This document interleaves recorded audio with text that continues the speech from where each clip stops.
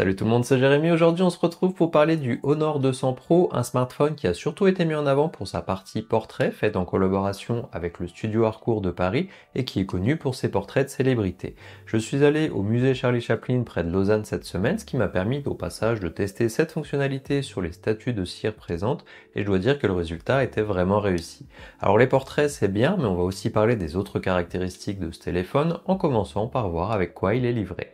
En termes d'unboxing, le téléphone arrive avec un câble USB vers USB-C, de la documentation, le chargeur n'est pas vendu avec, mais il est disponible à côté en supplément. C'est dommage, surtout qu'ici le téléphone dispose d'une recharge de 100 watts et qu'il faut payer en plus si on souhaite l'avoir.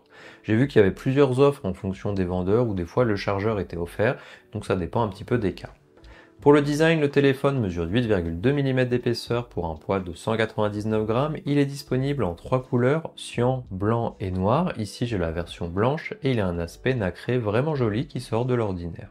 Un autre aspect différent, c'est le module photo qui héberge les 3 capteurs et le flash. Celui-ci a un aspect ovale et ressort de la coque avec des contours chromés. Les contours du téléphone sont en plastique et ont le même aspect chromé et les bords sont légèrement incurvés pour une meilleure prise en main.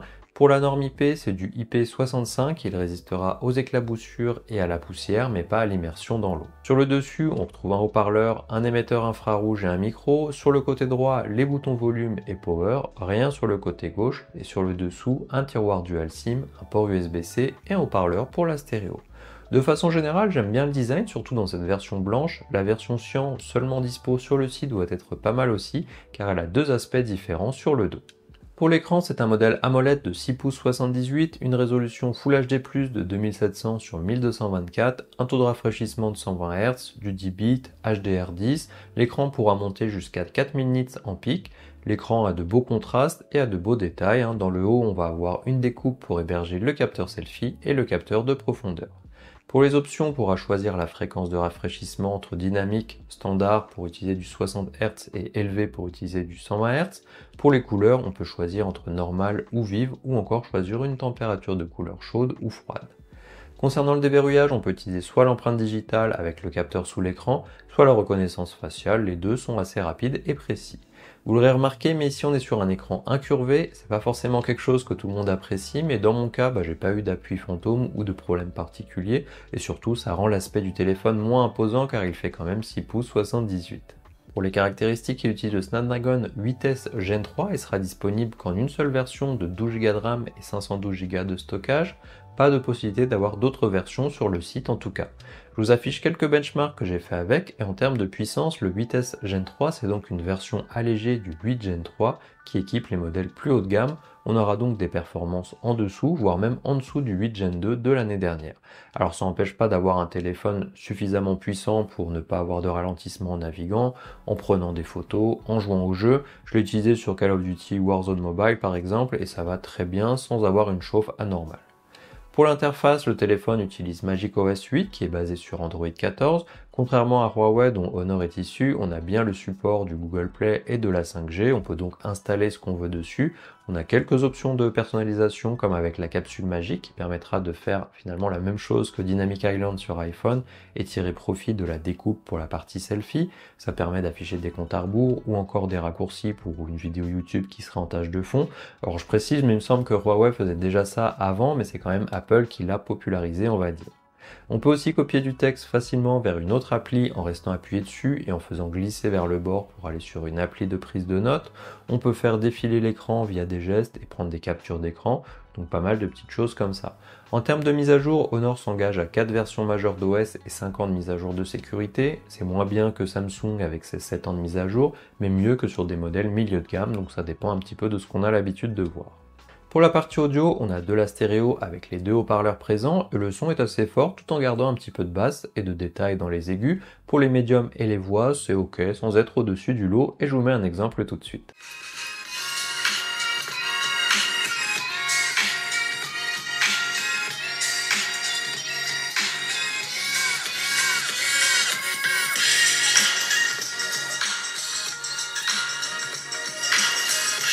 Pour l'autonomie, le téléphone est équipé d'une batterie de 5200 mAh et d'une charge rapide de 100 watts.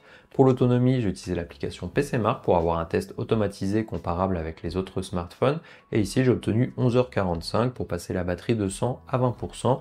Et comme vous le voyez avec les autres modèles ayant la même capacité de batterie, ça reste correct. On pourra tenir la journée sans problème, mais il faudra recharger ensuite pour le lendemain. Heureusement, avec les 100 watts, il faut compter 45 minutes pour une charge complète et il supporte aussi jusqu'à 66 watts en recharge sans fil, donc ça va quand même très vite. Si on s'intéresse à la partie photo et vidéo, le téléphone dispose de 3 capteurs principaux, un capteur ultra grand angle de 12 mégapixels, un capteur grand angle de 50 mégapixels et un téléobjectif de 50 mégapixels correspondant à 2,5 fois. Pour le selfie, ça sera là aussi du 50 mégapixels et on aura aussi un capteur de profondeur pour améliorer les portraits. Alors c'est surtout le téléobjectif qui a été mis en avant pour l'utiliser afin de faire des portraits, car cette partie a été faite en collaboration avec le studio Harcourt qui est très célèbre pour ses portraits de célébrités. Et ici, grâce à cette coopération et à l'intelligence artificielle, le but c'est de reproduire les points qui le caractérisent, en tout cas ce qu'on aurait chez ce studio-là. On a donc 3 modes différents pour cela, un vibrant, couleur et le classique. En plus de l'aspect, c'est aussi les dimensions de la photo qui changent en fonction du mode choisi, 5 sur 4 sur les modes couleur et classique. On peut utiliser ces modes avec le capteur principal, mais il est recommandé d'utiliser le x2 ou le x2,5 pour se rapprocher de ce qu'on utiliserait en termes de focale pour du portrait.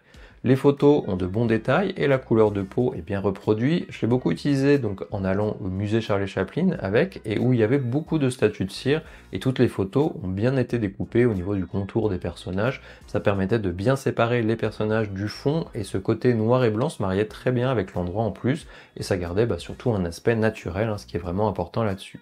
A noter que le mode portrait peut aussi être utilisé avec des objets et pas qu'avec des personnes pour donner un look ou avoir aussi un flou d'arrière-plan plus présent. Bien entendu, si vous prenez une photo avec un mode portrait et que vous retouchez les couleurs, vous pourriez aussi arriver à un résultat similaire, donc c'est peut-être pas non plus la seule raison pour laquelle vous achèteriez ce smartphone.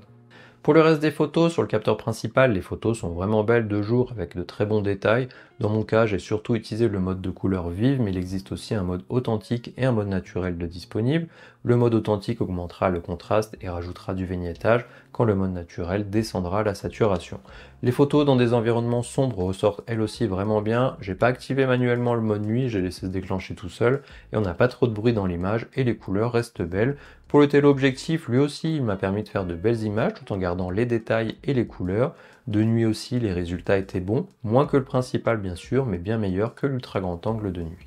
Ici le zoom c'est donc 2,5 fois, mais on a aussi le x2 numérique qui vient zoomer dans le capteur principal grâce à ses 50 mégapixels. Alors c'est sûr qu'entre x2 et x2,5 on n'a pas une énorme différence, c'est pratique pour les portraits car on n'a pas besoin de se reculer beaucoup, mais ça aurait été aussi sympa d'avoir un zoom x3 sur le téléobjectif pour avoir plus de portée en dehors des portraits. Pour l'ultra grand angle, il fait de belles photos de jour avec des belles couleurs lui aussi. Il manque un petit peu de détails sur les bords comme c'est habituellement le cas sur ce type de capteur et il peut aussi être utilisé pour faire des photos macro. De nuit par contre, il offre une moins bonne qualité avec moins de détails dans les images et plus de bruit même si le mode nuit s'activait tout seul là aussi. Pour les selfies, ils sont beaux, au niveau des détails et des couleurs, on pourra aussi utiliser un mode portrait dans ce mode pour ajouter du flou d'arrière-plan, mais on n'aura pas les modes présents sur les capteurs principaux.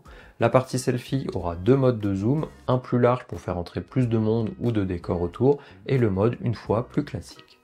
Concernant la vidéo, tous les capteurs peuvent filmer en 4K, mais sur le capteur selfie, on sera limité à de la 4K 30 fps et le capteur principal sera à favoriser bien entendu car c'est lui qui aura la meilleure qualité et meilleure stabilisation.